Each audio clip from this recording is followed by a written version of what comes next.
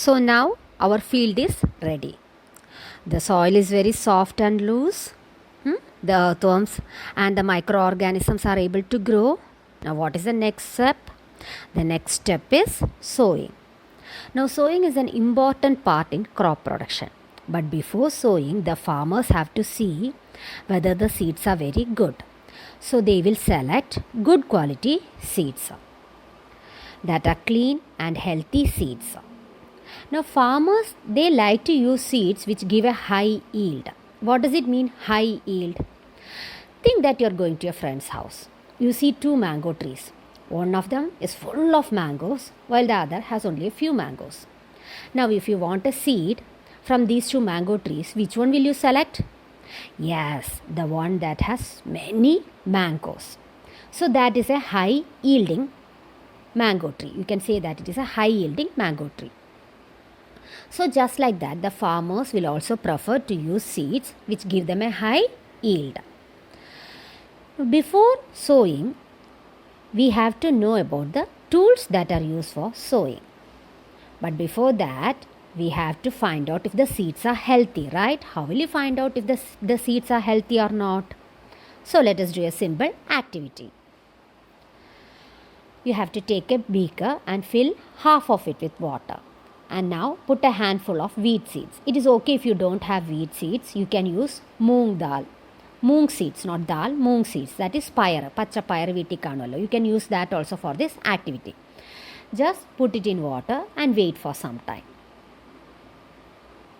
Now after some time, you can see that some of the seeds will be floating in the water. Here you can see that some of the seeds are floating in the water. Why are they floating in the water?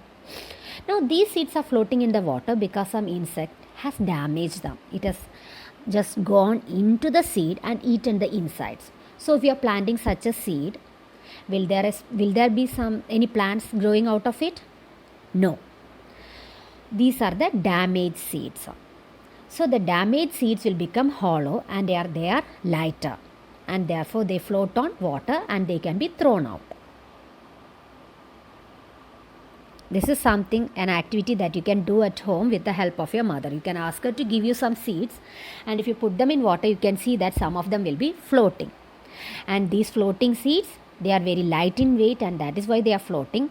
And if you are just trying to plant them, then they won't grow. So next, we are going to see the tools that are used for sowing. Now, just like in plowing or tilling, there was a traditional tool and a modern tool. Here also there is a traditional tool.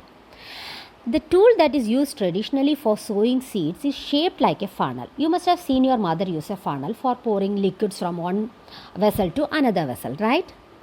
Now the seeds are filled into the funnel and passed down through 2 or 3 pipes having sharp ends. When the seeds are put into the funnel, they will pass through 3 pipes. Okay? And these pipes will be having sharp ends that will pierce into the soil and place the seeds there. So did you understand what I said? No? So shall I show you a picture of the traditional tool? Here is a picture of the traditional tool that is used. Now here, as you can see, there's a funnel. Into this the seeds will be put by the farmer, and these are the 3 pipes. And the pipes will be having sharp ends which will pierce into the soil, and the seeds will be placed at equal distance and depth. Okay.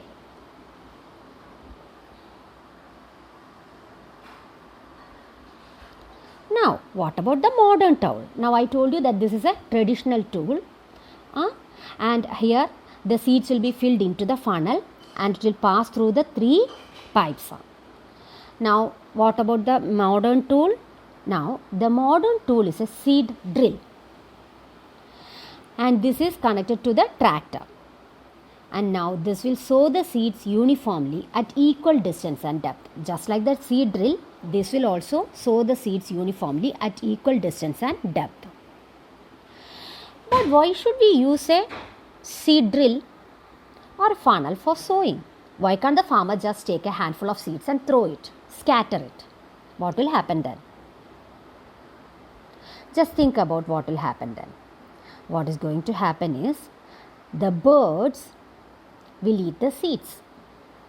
When you are using a seed drill or the traditional tool, it will usually be covered by the soil so that the birds won't be able to see it. But now when the birds are seeing the seeds, what will they do? They will eat it. And another thing is that when you are scattering the seeds, what will happen? Some of the seeds will get clumped together or grouped together. And in such a case, when they are growing, what will happen? They will fight among themselves for sunlight, for nutrients and water, so that they won't be able to grow properly. So that is why we are using tools for sowing. Adding manure and fertilizers. The substances which are added to the soil in the form of nutrients for the healthy growth of plant are called as manure and fertilizers. So the farmers will be adding nutrients to the soil in the form of manure and fertilizers. What are the nutrients that are added to the soil and why are these nutrients needed by the plants? As you have already studied, plants prepare carbohydrates. They not only prepare carbohydrates, they also synthesize proteins, vitamins and minerals. As you know, carbohydrate, the process of making carbohydrate, that is called as photosynthesis, right? The end product of photosynthesis is carbohydrate and oxygen. And what are the things that are needed for making carbohydrates? Carbon dioxide and water. But proteins are made of nitrogen, and the plants need nitrogen to make proteins.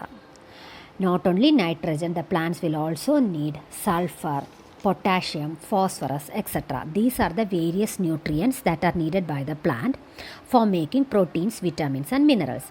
So how do they get them? Now you must have already studied that the atmosphere contains about 78% of nitrogen. There is such a huge amount of nitrogen in the atmosphere, but the plants, they are not able to utilize this atmospheric nitrogen. So the farmers, they have to give the plants nitrogen in a form that is available to them, in a form that can be used by the plants. So they will be adding manure and fertilizers that are containing the various nutrients like nitrogen, phosphorus, potassium, etc. These nutrients are very important for the growth of the plants. And when you are continuously growing crops in a field, what will happen? The plants will be taking up the nutrients that are present in the soil, and the soil will become poorer in nutrients. So these nutrients have to be replenished. They have to be added to the soil.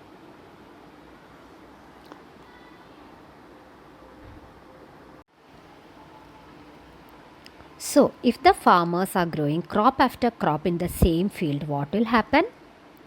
The field will lose all its nutrients. So the farmers have to add manure or fertilizers to replenish the soil. If it is not replenished, the plants that are growing will be very weak. Now, what is manure?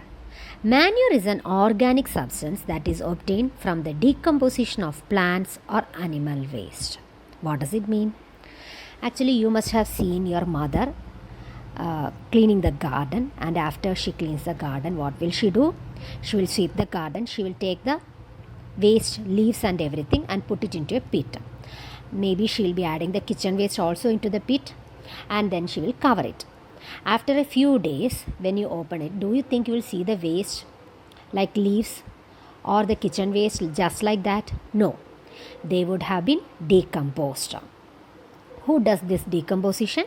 The microorganisms that are present in the soil will act on the kitchen waste and also on the leaves and decompose it. Not only the microorganisms that are present in the soil, but the earthworms will also act on the waste. Now the farmers, just like your mother, they will be digging a pit and they will be throwing in the animal and the plant waste into the pit and allow it to decompose. Now this is manure. Fertilizers. Fertilizers are chemical substances which are rich in a particular nutrient. They are chemical substances, while manure, it is a organic substance, fertilizers are chemical substances, and they'll be rich in a particular nutrient only, like either nitrogen or phosphorus or potassium, or a mixture like ammonium sulfate. It will be having both ammonia and sulfur, like that. While manure, it will be having all the nutrients in small quantities. Now the fertilizers are produced in factories. Where are the fertilizers produced? In factories. They are prepared in factories. And what about manure? The manure is prepared in the field. The use of fertilizers has helped farmers to get better yield of crops such as wheat, paddy and maize. So it has actually improved the yield of wheat, paddy and maize. But excessive use of fertilizers has made the soil less fertile. How can the soil be less fertile when you are adding more and more fertilizer into it? Because actually when we add fertilizers, it will kill the microorganisms and the earthworms that are present in the soil. As a result of which, the earth cannot replenish itself naturally. So it makes the soil less fertile. So each and every time you have to add more and more fertilizers. And it also has become a source of water pollution. How can it become a source of water pollution when you are adding fertilizers in the field? How can it become a source of water pollution? Because as you know, when it rains, what will happen? The water will fall on the field. From there it will be carried and it will go into the ponds or the lakes or the rivers. And when it reaches there, these nutrients, they will be harmful to the aquatic life. That is the fishes that are present in the lake or the river. So it becomes a source of water pollution, and even if human beings are drinking that water, it is very bad for their health. So it becomes a source of water pollution. Let us study the advantages of manure. The organic manure is considered far better than fertilizers. Why? It enhances the water holding capacity of the soil. Enhances means increases. It increases the water holding capacity of the soil. How can it increase the water holding capacity of the soil? The manure actually has a lot of humus. Humus is the organic matter that is left after decomposition. It is very soft and porous, so that it can hold a lot of water. It makes the soil porous, due to which exchange of gases becomes easy. Now the soil is very porous because there are earthworms in it, there are microorganisms in it. So it is very soft, and due to which exchange of gases becomes very easy. It increases the number of friendly microbes, and it improves the texture of the soil. So these are the advantages of manure.